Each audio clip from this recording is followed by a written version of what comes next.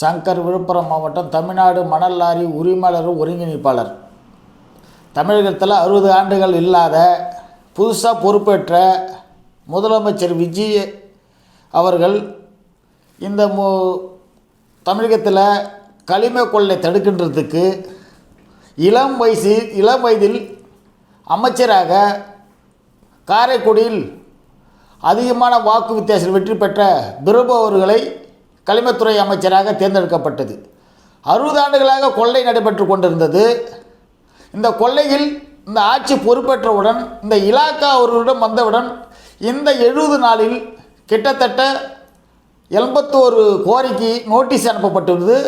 65 கல்கரசர் மூடப்பட்டது. லாரி உரிமையாளருக்கு நல்லது நடைபெற்று கொண்டு பொதுமக்களுக்கு நல்ல வரவேற்பு ஏற்பட்டது. அதாவது தமிழகத்தில் இந்தமாரி ஒரு அமைச்சர் இள வயசில் இந்த அமைச்சர் அவர்கள் இந்த கழிவோரத் தொழிலில் கொள்ளைகளை முனிவரையில் வைத்து கொண்டு பெரிய மணல் மாஃபியா கும்பல்களையும் பெரிய பெரிய கிராவல் கல்கரசர் உரிமையாளரையும் அடக்கின்றதோடு இவர் மீது பொய்யான ஒரு வதந்தியை பரப்பி கொண்டு வருகிறார்கள். இவங்களெல்லாம் ஒன்றாக சிண்டிகேட்டை ஒன்றை சேர்த்து வைத்து கொண்டு இவர் இருந்தால், இந்த இலாக்கல் பிரபு அவர்கள் இருந்தால் நாம் கொள்ளடிக்க முடியாதுன்னு ஒரு 500 கோடியை சிண்டிகேட்டாக ஒரு புள்ளியாக வைந்து உருவாக்கிறார்கள். இவர் லஞ்சம் பெற்றார், அதை பெற்றார் என்று சொல்லிக்கொண்டு இந்த மணல் மாஃபியா கும்பலும் இந்த கல்கரசர் உரிமையாளர்களும் இவரை உடனடியாக அவதூறு பழிப்பி இவரை மாற்ற வேண்டும். ஆனால் பூர்வீகமே அரசியல் குடும்பத்தை சார்ந்தவர் இவர். அவங்க அப்பா வார்டு கவுன்சிலராக இருந்துறாரு, மாவட்ட கவுன்சிலராக இருந்துறாரு, காங்கிரஸில் மாவட்ட தலைவராக இருந்துறார். பெரும் செல்வந்தாரர் குடும்பம் தான்.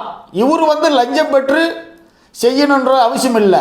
ஏன்னு சொன்னால் இந்த மணல் மாஃபியா கும்பலும் இந்த கிரசர் உரிமையாளரும் இவர் இருந்தால் எந்த தவறு செய்ய முடியாது என்று சில அதிகாரிகளும், ஒரு மாவட்டத்துக்கு கனிம கொள்ளையில் 1 கோடி ரூபாய் வரைக்கும் அதிகாரிகளுடைய பொருள் கொண்டுது.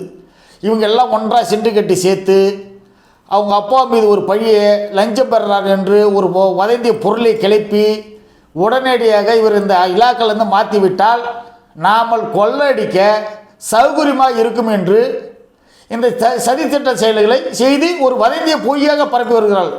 நாங்கள் லாரி உரிமையாளர்னா சொல்கிறோன்னா 60 ஆண்டுகள் இல்லாத இந்த 70 நாளில் சிறப்பான திட்டத்தில் கொண்டாந்துருக்கிறார். பல கிராவல் குறைகளில் ஊழலை தடுத்துகிறார். கல்கரசர்களை பம்பரம்பல் சுற்றி ஆய்வு பண்ணி தடை செய்கிறார். அரசுக்கான வருவாயை உள்ள கொண்டாட வேலை செய்து கொண்டிருக்கிறார்.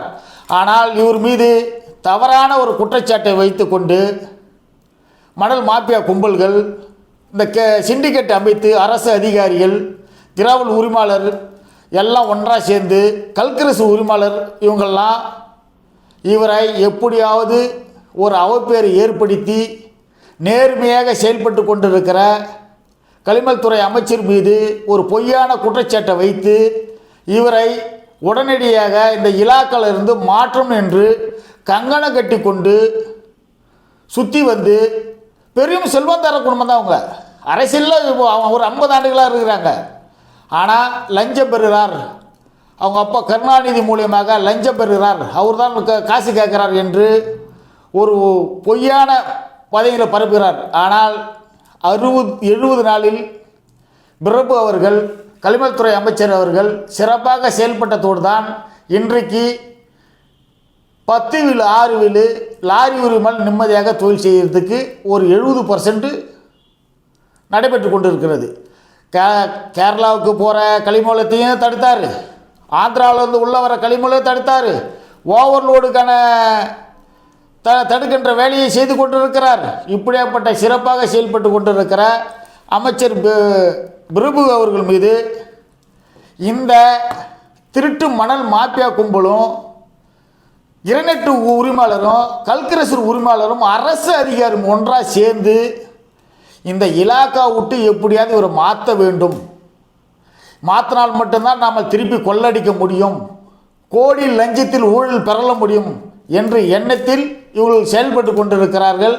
ஐயா முதலமைச்சர் அவர்கள் உடனடியாக இந்தமாரி பொய் வதந்தி பரப்பி கொண்டிருக்கிற மணல் மாஃபியா கும்பலும் கிராவல் உரிமையாளரும் கிராவல் ஓட்டுற கும்பலும் கல்கரசர் ஓட்டுற கும்பலையும் ஆய்வு கண்டு உளவுத்துறை வைத்து இவங்களை உடனடியாக கைது பண்ண வேண்டும்.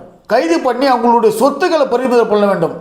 இளம் வயதிலேயே சிறப்பாக செயல்பட்டு கொண்டிருக்கிற இந்த அமைச்சர் மீது ₹1 லஞ்சம் பெறாத நேர்மையான, என்றைக்கு போனால் தலைமைச் செயலகத்தில் பார்க்கக்கூடிய, அன்பாக பணிவாக கொடுக்கின்ற மனுவை வாங்கி அது குறைய உடனடியாக தீர்த்து கொண்டிருக்கிற இவர் மீது இந்த குற்றச்சாட்டு சுமத்துற இந்த மணல் மாஃபியா கும்பலும் இவர்களை கைது பண்ண வேண்டும்.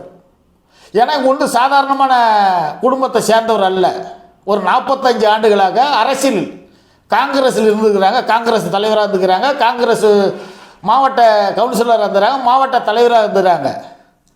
காரைக்குடியில் மாபெரும் அதிக வாக்கு ஓட்டு வித்தியாசத்தில் வெற்றி பெற்றவர், சிறப்பாக செயல்பட்டு கொண்டு இருக்கிறார். இவர் மீது ஏன் இந்த வன்மத்தை இவங்க கற்கிறாங்கன்னா, இப்போது கொள்ளடிக்க முடியல, கிரசரை டைட் பண்ணுறாரு, அரசுக்கு கெட்ட பேர் வரக்கூடாது, பொதுமக்களுக்கு இதை வச்சு நீங்கள் அரசியல் பண்ண முடியாது, முன்ன மாரி எதுவும் பண்ண முடியாதுன்னு நல்ல திட்டம், முறையான திட்டத்தை ஒரு முனிவரலில் வைத்து இவ்வளோ ஒரு 70 நாளில் இந்த மணல் மாஃபியா கும்பல்களுடைய எங்கே தவறு நடக்கிறதோ அந்த தவறு ஒரு நாலேஜுக்கு போன உடனே அதை உடனடியாக அவங்களுக்கு ரிமாண்ட் பண்ணுறதும் பிடிக்கிறதும் இந்த சட்டவிரோத கும்பல்களை தடுத்து கொண்டு இருக்கிறார். இதை பொறுத்து கொள்ள முடியாத இந்த அரசு அதிகாரிகள் சிண்டிகேட் வைத்து கொண்டு இந்த மணல் மாஃபியா குழுவோடு, முன்னாள் மணல் மாஃபியா கும்பலோடு, கிரசர் உரிமையாளர் கும்பலோடு சேர்ந்து கொண்டு இவருக்கு இருந்தால் நாமல் கொள்ளடிக்க முடியாது,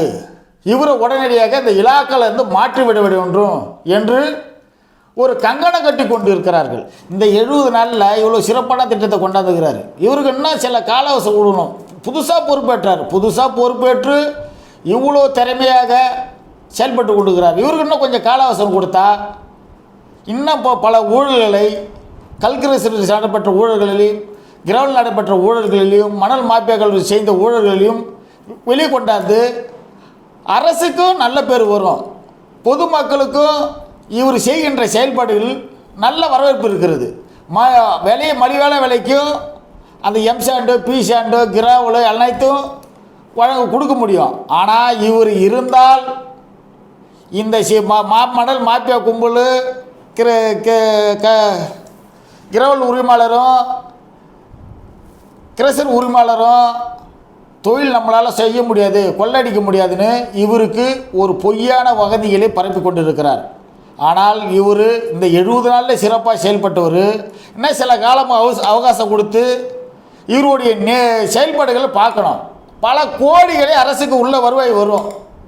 அப்படி சிறப்பான திட்டங்களை செய்து கொண்டு இருக்கிறார். ஆனால் இவரை எப்படியாவது முடக்கி முதலமைச்சர்கிட்ட இவர் மீது அவப்பெயரை ஏற்படுத்தி இவர் தந்தையார் லஞ்சம் பெறுகிறார் என்று பொய்யான ஒரு வதந்திகளை தமிழ்நாடு பூரா பரப்பி இவரை எப்படியாவது இலாக்கள் வெளியேற்ற நினைக்கிறாங்க. ஆனால் முதலமைச்சர் அவர்களுக்கு நாங்கள் என்ன கோரிக்கை வைக்கிறேன்னா, இந்த பொய்யான வதந்திகளை பரப்பி கொண்டு இருக்கிற மணல் மாஃபியா கும்பலும் கிரசர் கும்பலும் இவங்களை உடனடியாக உளவுத்துறை வைத்து கண்டுபிடிச்சி இவங்களுடைய சொத்துக்களை பறிமுதல் செய்யணும். இவங்களுக்கு ஒன்றா சேர்ந்து இப்போ ஒரு 500 கோடி ஒரு பொய் பிரச்சாரம் பண்ணி கொண்டு இருக்கிற இவங்களை எல்லாரையும் ரிமாண்ட் பண்ணி உங்கள் சொத்துக்களை பறிமுதல் செய்தாலே தமிழ்நாட்டில் இன்றைக்கி கனிமவளத்துறையில் வருஷத்துக்கு ஒரு 75,000 கோடி வருவா ஆட்டோமேட்டிக்காக உள்ளே வரும். இந்த முதலமைச்சர் உடனடியாக போர்க்கால அடிப்படையில் இந்த நேர்மையான செயல்பட்டு கொண்டு இருக்கிற கனிமத்துறை பிரபு அமைச்சர் மீது, குற்றச்சாட்டுகள் மீது உடனடியாக நடவடிக்கை எடுக்க வேண்டும். இப்படிக்கு மணல் லாரி உரிமையாளர்கள்